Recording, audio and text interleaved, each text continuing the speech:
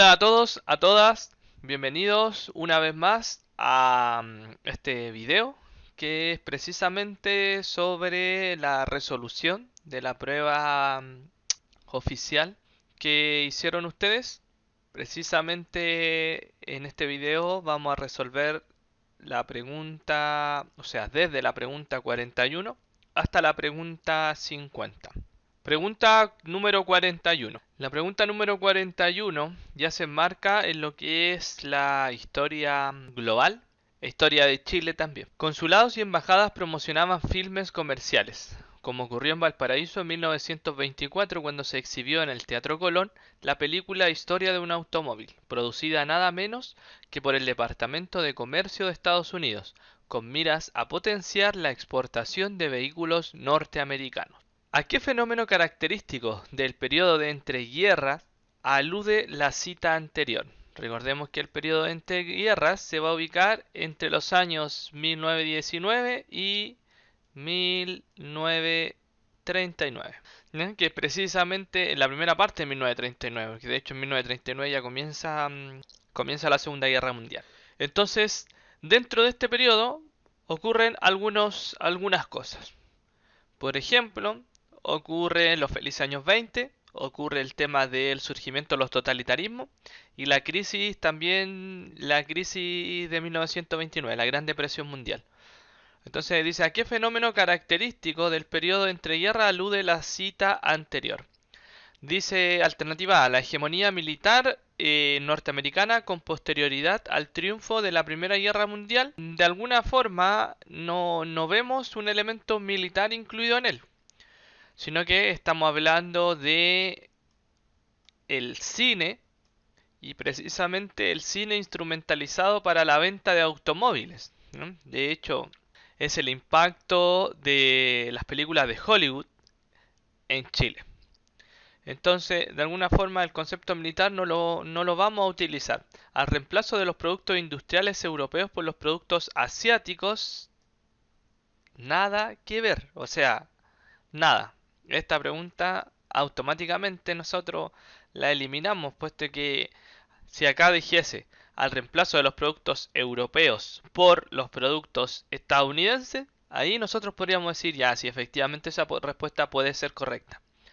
Alternativa C, liderazgo estadounidense en la creación de organismos diplomáticos. No, aún no. Eso ocurre desde 1945 en adelante.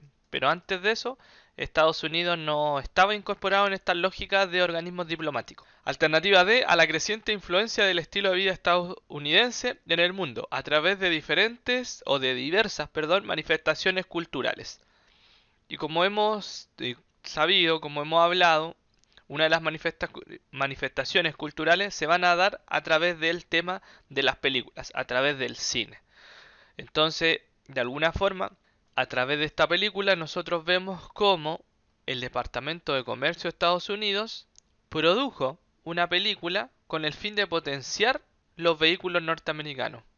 ¿Y a través de quién la produjo? De Hollywood.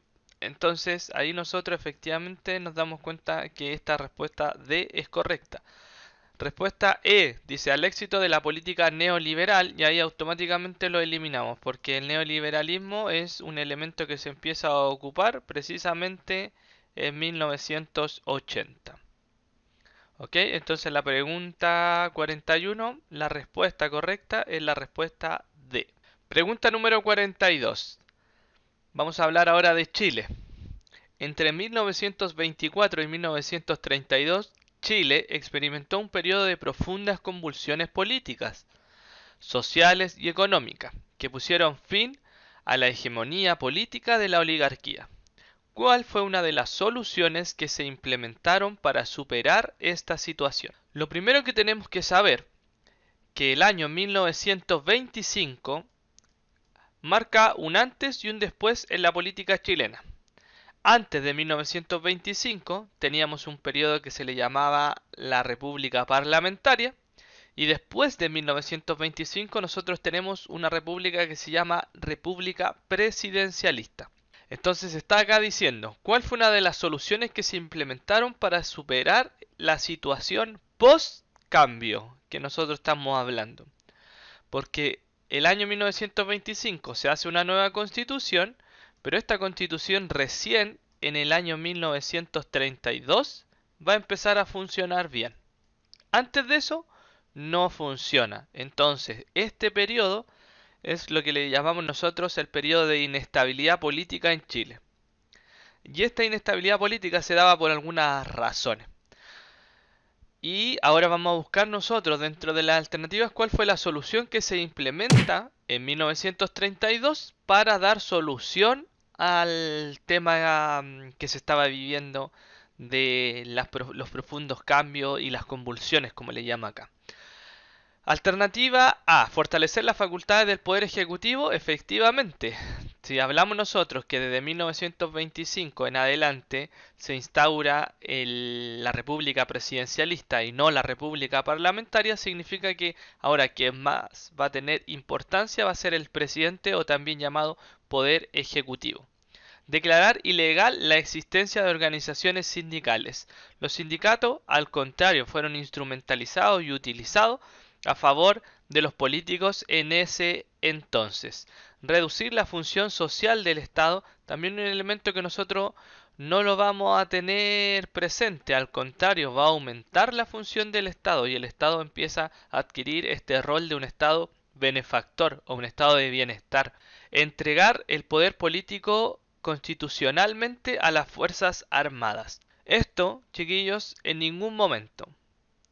Si bien hay episodios, hay sucesos, hay procesos que incluyen el tema de la Fuerza Armada en la lógica política, no era constitucional de alguna forma que en 1925 se le diera poder político a la Fuerza Armada. Y minimizar el poder de los partidos políticos, al contrario, los partidos políticos son la base explícita de nuestra democracia. La pregunta número 42 entonces, la respuesta correcta es la respuesta A. Pregunta número 43. A fines de la década de 1920, la primera administración de Carlos Ibáñez del Campo declaró ilegal el Partido Comunista y los demás partidos políticos. Fueron obligados a integrarse al gobierno y a conformar un Congreso designado por el Ejecutivo.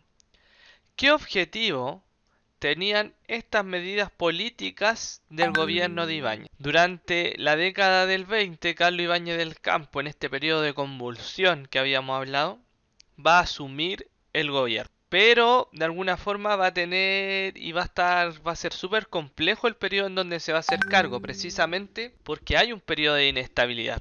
Porque ya a fines del año 20, a principios de la década del 30, vamos a tener nosotros las repercusiones de la Gran Depresión Mundial, que también nos va a afectar. Entonces, ¿qué objetivos tenían las medidas políticas adoptadas por Ibáñez del Campo? ¿Potenciar la formación del Frente Popular? No, el Frente Popular recién aparece en el año 38. ¿No? Estamos hablando de la década del 20. Integrar a la Iglesia Católica al gobierno. Al contrario, en el año 1925 en la Constitución se establece un Estado laico, Estado en que ya no iba a tener representación a través de la Iglesia Católica. Establecer un control del sistema político, ahí nosotros efectivamente podemos decir sí. Si por ejemplo se eliminan algunos partidos políticos, los demás partidos son obligados a integrarse al gobierno y son obligados también a formar un congreso, eso quiere decir que Ibáñez del Campo estaba estableciendo un control total del sistema político. ¿Evitar nuevas sublevaciones militares? No, porque todavía no se daban las sublevaciones militares que van a ocurrir recién en el año 32. Asegurar el apoyo de la oligarquía. La oligarquía ya había quedado dejada atrás, por así decirlo, y Carlos Ibáñez del Campo no representaba a la oligarquía, sino que representaba a la gente que estaba enojada de alguna forma con los partidos políticos que participaban en ese tiempo. Pregunta número 43, entonces la respuesta correcta es la respuesta C. Pregunta 44. La crisis económica de 1929 afectó a todo el mundo, pero de manera diferente a las diversas regiones, según sus contextos de desarrollo económico y situación político-social. En el corto plazo, ¿qué proceso experimentó transversalmente América del Sur producto de esta crisis? el redireccionamiento de las exportaciones de materia prima hacia los mercados de Asia, no. En realidad las exportaciones siguieron mandándose a América y a Europa. El desarrollo de modernos centros portuarios que atendían el comercio de las costas atlánticas y pacíficas, al contrario, no hay un desarrollo en este momento porque es una crisis económica, entonces todos los países estaban con complicaciones económicas y dentro de esta complicación económica no se podía solucionar invirtiendo en el desarrollo de los centros portuarios y no había tanto tráfico de mercadería. Respuesta C, el incremento de la deuda externa e interna de los estados respecto a la banca y organismos internacionales, efectivamente. Es lo que pasa hoy con el tema de las crisis económicas. Automáticamente un país cae en crisis y nosotros tenemos de inmediato un incremento en cuanto a las deudas externas, a las deudas internas, en cuanto a la cantidad de dinero que se está invirtiendo, no que se está invirtiendo, sino que se está de alguna forma gastando, que no se tenía presupuestado para esos gastos. Entonces automáticamente cae en una lógica de endeudamiento en los países. Y les va a ocurrir a muchos de los países latinoamericanos y en el caso chileno, aún más agravada va a ser la crisis. Alternativa D, la diversificación de la inversión extranjera en los sectores secundario y terciario de la economía. No, nosotros no tenemos, en América en general no hay avance en lo que son las industrias y en lo que es el comercio, ¿no? La mayor inversión extranjera va a ocurrir en los sectores primarios. Si aquí dijese sectores primarios de la economía, nosotros podríamos decir respuesta correcta. Pero sector secundario y terciario, no. Alternativa E, la privatización de la industria estratégica en favor de grupos empresariales estadounidenses y europeos. Y estamos acá dándonos cuenta que si hay una crisis en 1929 que afectó a Estados Unidos y también va a afectar a Europa, ellos por ninguna razón van a estar de alguna forma privatizando empresas en los países latinoamericanos, porque no hay dinero para invertir, lógicamente. Respuesta correcta a la pregunta 44, la respuesta C. Pregunta número 45. La crisis mundial de 1929 afectó profundamente a Chile, por lo que el Estado chileno tuvo que modificar la orientación de su política económica, aspecto que se materializó hacia fines de la década de 1930. De esta manera, para evitar el impacto de nuevas crisis mundiales, el Estado procuró realizar una transformación estructural de la economía. Al respecto, ¿en qué actividad se centró el modelo implementado? A final de la década del 30, precisamente en 1938, se va a establecer el famoso modelo económico que todos ustedes conocen como ISI. Industrializar para sustituir importaciones. Esto es lo que le va a dar respuesta a nuestra pregunta. La explotación de los recursos forestales, no tiene nada que ver con el tema de las actividades primarias. La inversión de los capitalistas extranjeros, no, al contrario, va a aparecer un elemento nacional que se llama Corfo. Lo más probable es que lo han escuchado porque todavía está presente.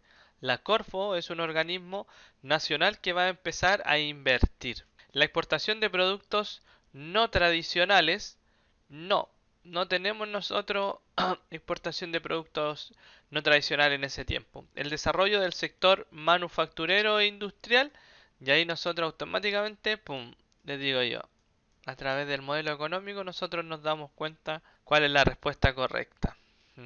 La reconversión productiva de las oficinas salitreras en el año 1929, el salitre comenzó a declinar y va a desaparecer la producción y va a ser cambiada por lo que tenemos en la actualidad, que es el famoso cobre. Respuesta correcta de esta pregunta entonces, la respuesta D. Pregunta número 46. Salen dos imágenes, una del régimen nacional socialista en Alemania durante la segunda parte de la década de 1930 y precisamente vamos a encontrar también una foto alusiva a lo que es un totalitarismo, pero en lo que es la Unión Soviética, ¿ya? Con su líder ahí carismático, Joseph Stalin. Dice, el totalitarismo es un sistema político e ideológico que se manifestó con mucha fuerza en la primera mitad del siglo XX. El totalitarismo es un concepto que nosotros vimos en clase de formación ciudadana.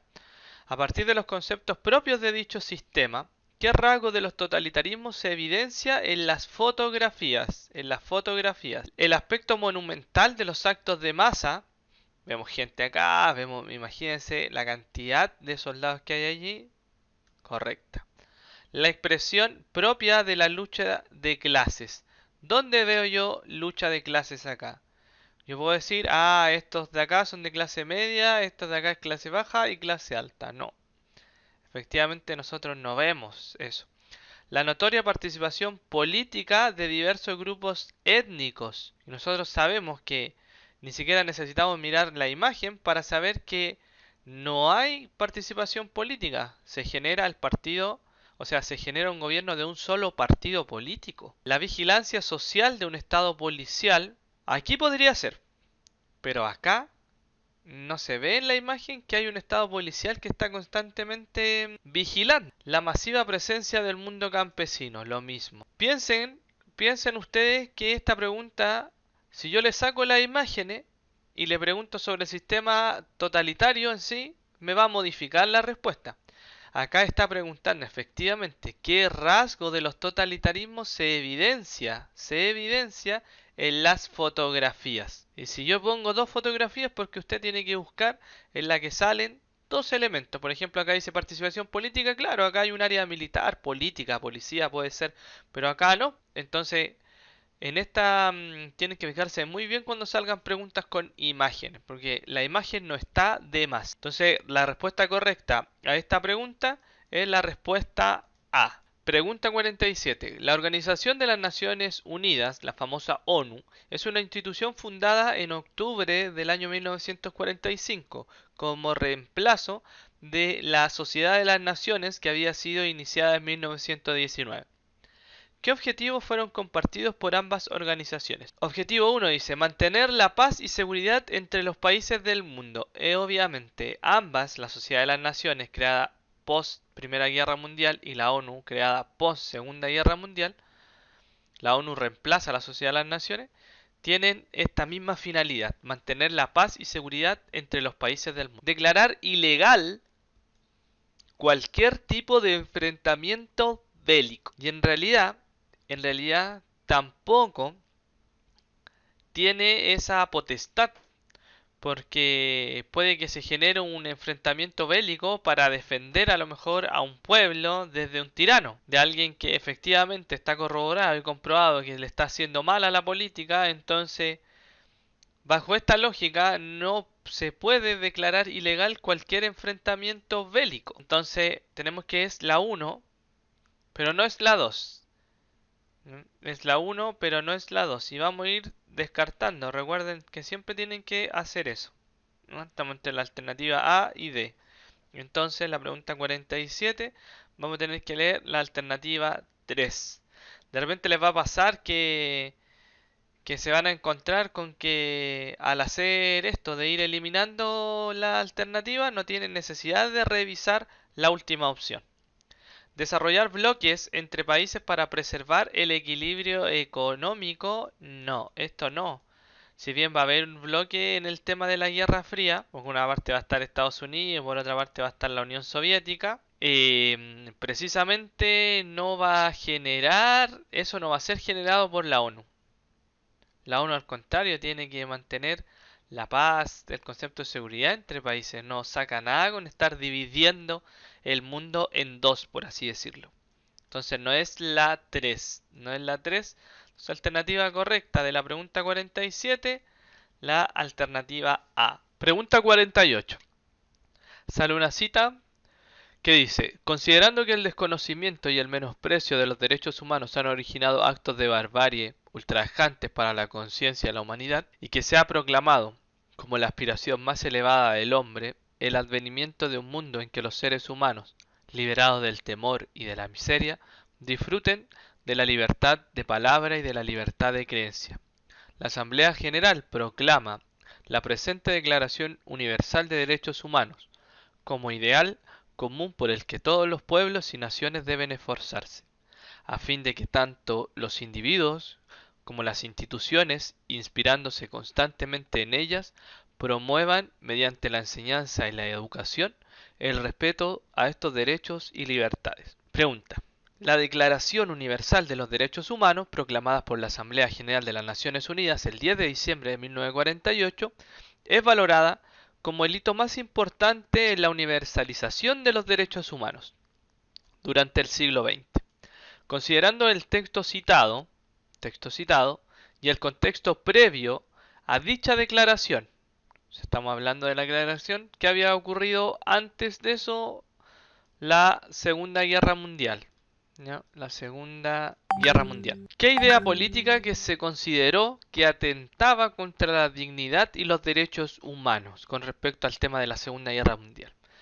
Dice, la soberanía de origen divino que reconocía en una dinastía el poder legítimo. No, de hecho, Inglaterra como miembro pertenece o tiene un régimen monárquico parlamentario, pero aún así no iban a poner en duda el tema del origen divino. La revolución del proletariado que permitía establecer un gobierno popular. Nosotros tenemos el caso de la URSS, que en este caso la URSS también va a considerar y va a aceptar este tema de la Declaración Universal de los Derechos Humanos. O sea, no lo va a aceptar propiamente tal, pero tampoco estamos hablando de que la ONU va a estar contraria a lo que estaba ocurriendo en la URSS. La soberanía del pueblo que validaba un régimen democrático y representativo. Al contrario, eso es un aspecto positivo, es un aspecto que nos muestra los derechos que tiene la persona. Entonces, tampoco. Las políticas genocidas aplicadas por algunos regímenes totalitarios, y efectivamente esta es la respuesta correcta, porque como les dije yo, hay que fijarse mucho en lo que ocurre previo a esto. Contexto histórico previo a la dicha declaración. La rebelión de los grupos oprimidos que buscaban anular el Estado, nada que ver. La rebelión de los grupos oprimidos, podríamos considerar grupos oprimidos a estos mismos grupos que fueron exterminados por los regímenes totalitarios, pero que no necesariamente estos grupos oprimidos buscaban anular cualquier tipo de Estado. Hay veces que es cuando el Estado de alguna forma se está comportando mal, estos grupos oprimidos aparecen. Por eso no se considera una alternativa válida. Pregunta 48, entonces, la alternativa correcta es la alternativa D. Pregunta número 49. En la segunda mitad del siglo XX el mundo sufrió un profundo reordenamiento político como consecuencia de la Segunda Guerra Mundial. A este proceso o este contexto histórico nosotros le llamamos la famosa Guerra Fría. En este contexto histórico, ¿cuál de los siguientes fenómenos políticos se produjo o se produjeron? Alternativa 1 dice, la intervención de las potencias hegemónicas en la conformación de los nuevos estados. Efectivamente, nosotros nos vamos a encontrar con que la URSS sobre todo va a participar en esto de la conformación de nuevo estado, participan en la guerra de Vietnam, donde Vietnam se separa, participan en el conflicto de Corea, donde Corea se separa, y así nosotros nos vamos a encontrar con que estos países van a participar en la conformación de nuevos estados. Alternativa 1, entonces si la 1 es correcta, nosotros descartamos. Después dice el fortalecimiento del comunismo en Europa Occidental. Si aquí dijese Europa Oriental, nosotros podríamos decir correcto. Pero la Europa Occidental es la Europa que en el mapa, por ejemplo, usted la ve hacia la izquierda. En España, Francia, Inglaterra. Efectivamente no vamos a encontrar esa situación. Así que tenemos que sacar la alternativa 2. No va. Alternativa 2 no va. Alternativa 2 no va. Esta es una respuesta cuando yo les digo que de repente ni siquiera tiene que leer la alternativa 3 para darse cuenta que es correcta. Pero igual la vamos a analizar para que comprendan ustedes por qué es correcta. La búsqueda de nuevas formas de dominio como estrategia de las grandes potencias. Acuérdense que existían áreas de influencia en ese tiempo. Entonces la URSS y Estados Unidos iban influenciando como una estrategia política a otras potencias. O sea, a otros países, de hecho. En Cuba, recuerden que en Cuba la URSS va a instalar misiles que están apuntando a Estados Unidos. Y así nosotros vamos a tener que efectivamente va a haber un aprovechamiento de parte de estas grandes potencias para buscar estas nuevas formas de dominar estratégicamente o geopolíticamente algunos sectores. ¿Mm? Pregunta número 49, entonces la alternativa correcta es la alternativa C. Pregunta número 50. La pregunta número 50, ustedes tienen que solamente guiarse por lo que sale en la cita. Tener conocimiento con respecto al tema de la descolonización en África, pero la pregunta es precisamente cuál es la conclusión que se llega a través de la lectura de la cita. Veamos. El colonialismo y sus derivados no constituyen, a decir verdad, los enemigos actuales de África. En breve plazo, este continente será liberado. Por mi parte, cuanto más penetro en las culturas y en los círculos políticos, más me hace certidumbre que el gran peligro que amenaza a África es la ausencia de ideología. Con el triunfo del socialismo en Europa Oriental, ¿se acuerdan que les dije el comunismo y socialismo de Europa Oriental? Con el triunfo del socialismo en la Europa Oriental, asistimos a la desaparición espectacular de viejas rivalidades, de tradicionales reivindicaciones territoriales. De alguna forma, está diciendo que a través del socialismo en África van a empezar a desaparecer los conflictos por tierra y las rivalidades existentes. La pregunta dice entonces, la cita anterior alude a la relación entre el proceso de descolonización africana y las ideologías predominantes después de la Segunda Guerra Mundial. Habla precisamente de una ideología en particular. Considerando el contexto histórico y a partir del análisis del párrafo adjunto, ¿cuál es una conclusión correcta respecto del planteamiento del autor sobre el escenario internacional? Dice que el éxito de la descolonización de África radicaría en la ausencia de conflictos entre sus habitantes. En realidad él dice que sí o sí el país va a ser liberado, pero no dice que es porque no van a haber conflicto entre los habitantes. La independencia de África y su opción por el nacionalismo, ¿en qué parte de acá dice nacionalismo? ¿En qué parte de acá? Ninguna. La ideología socialista permitiría una convivencia más estable para los nuevos estados y efectivamente en la segunda parte de la cita dice eso. Pero veamos si a lo mejor hay otra respuesta que también se parece a eso. La adhesión al liberalismo económico, me gustaría que vieran mi cara en este momento, pero es así como de pregunta. ¿Por qué dice liberalismo económico si acá no sale nada de liberalismo económico? La opción más viable sería la búsqueda del respaldo militar de Europa Occidental. En ninguna parte tampoco establece el autor que hay que buscar a un amigo para enfrentar a tus enemigos y que ese amigo podría ser Europa Occidental. Lo único que sale ahí es Europa Oriental. Alternativa, o sea, desde la pregunta 50, entonces la alternativa correcta es la alternativa C, chiquillos. Eso es todo, nos vemos en el próximo video.